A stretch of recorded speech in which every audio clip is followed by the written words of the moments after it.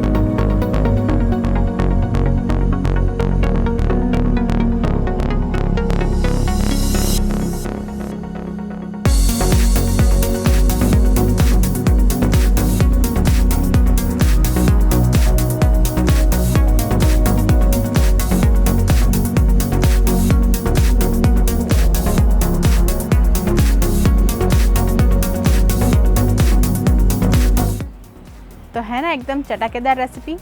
ऐसे ही इंटरेस्टिंग और मज़ेदार रेसिपीज़ के लिए आप हमारा चैनल क्रेजी करिश किचन ज़रूर सब्सक्राइब करें और हाँ, वो बेल आइकन भी ज़रूर दबाएं ताकि आप हमारे वीडियोस मिस ना कर सकें। तो मिलते हैं नेक्स्ट वीडियो में, तब तक के लिए गुड बाय, टेक केयर।